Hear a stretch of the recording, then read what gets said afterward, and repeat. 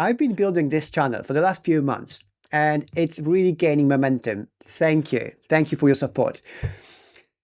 I am far from being a YouTube guru. I'm far from knowing all the secrets, but I do know what really works for me and when things started to actually make sense. You see, I have a extensive business experience in building startups, running startups, and I think that angle, this experience allowed me to actually understand the whole YouTube thing more than just reading, YouTube gurus saying, oh, this is what algos like, this is what algorithm doesn't like.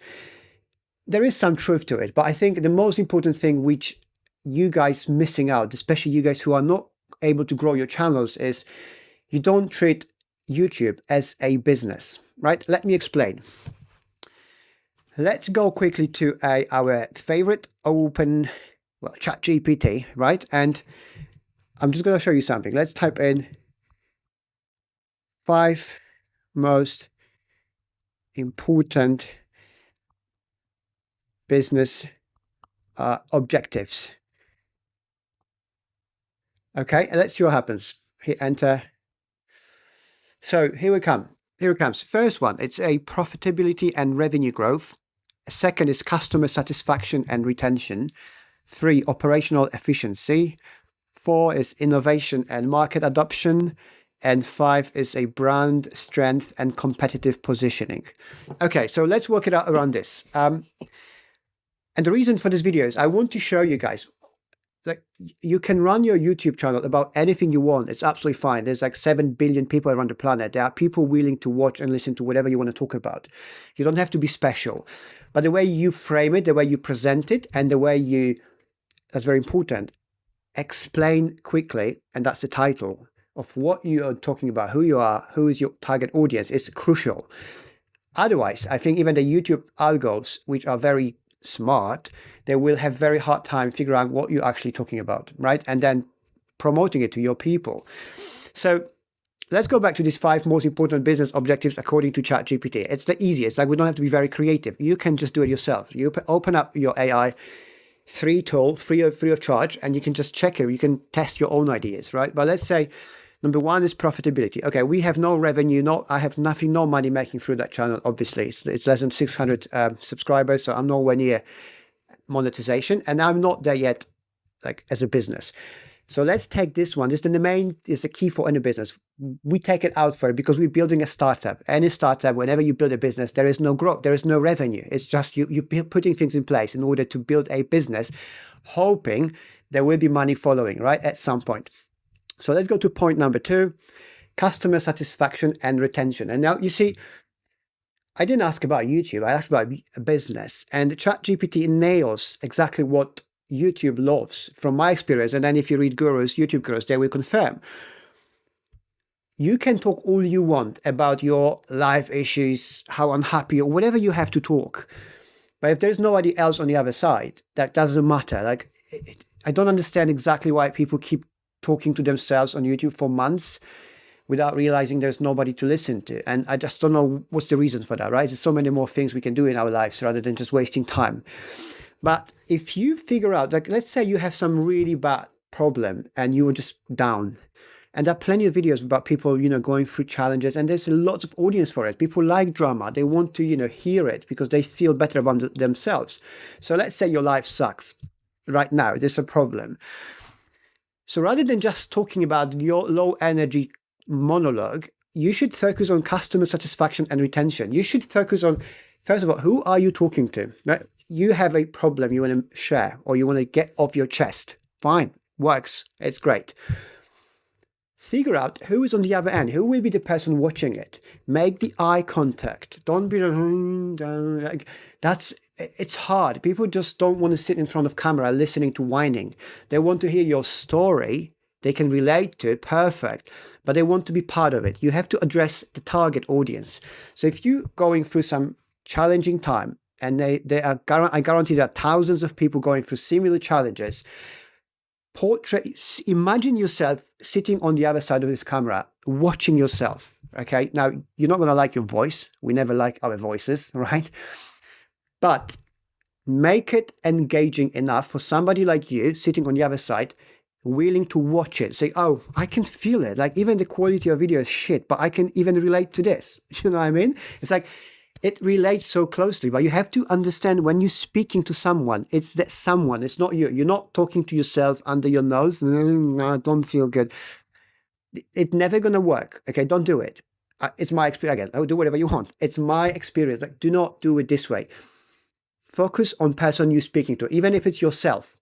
Speak to the camera, sit up, don't do things around, like focus. That is it. It's your customer out there. It's your viewer is your customer.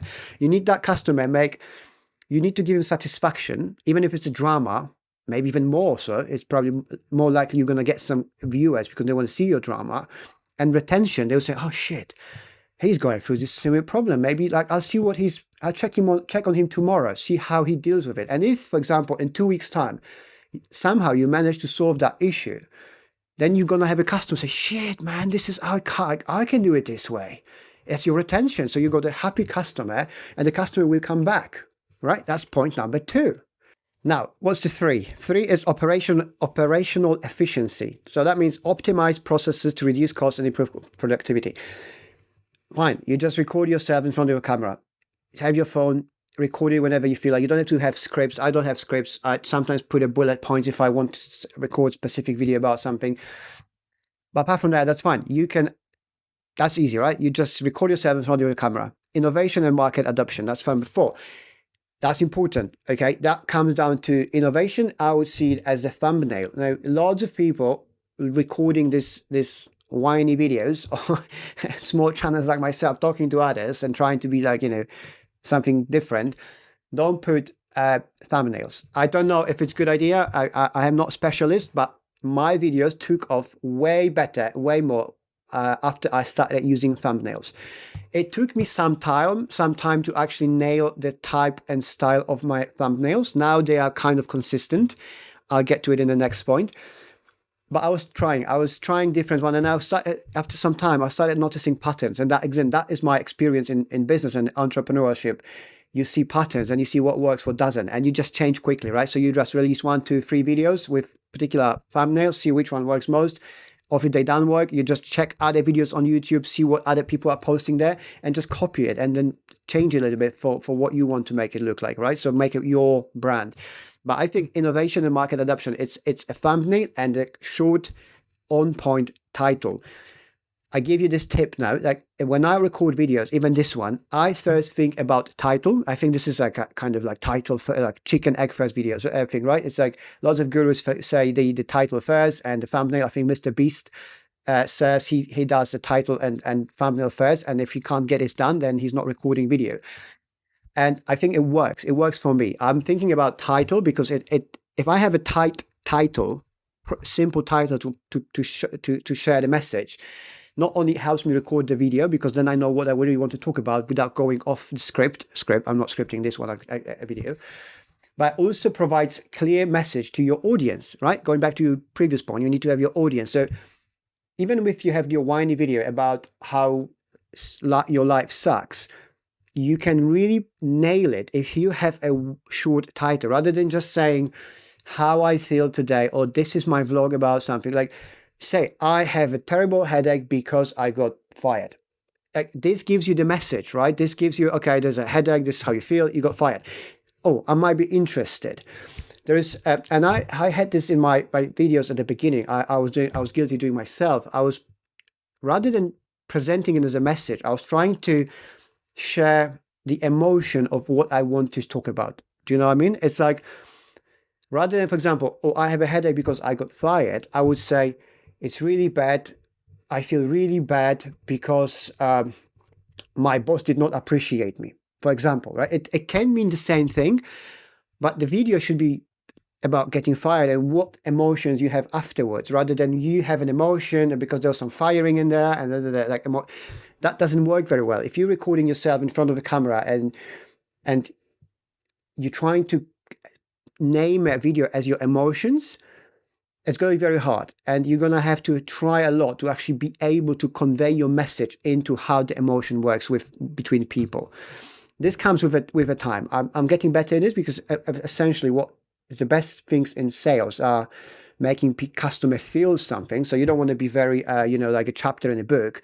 You want to find a balance between sending a message and making it emotionally charged. But that comes with the experience. So you need to keep trying, but be innovative and adapt to the market by just thinking about thumbnail. I encourage you to start doing your own thumbnails. You can do it for free. I'm doing them for free in Canva.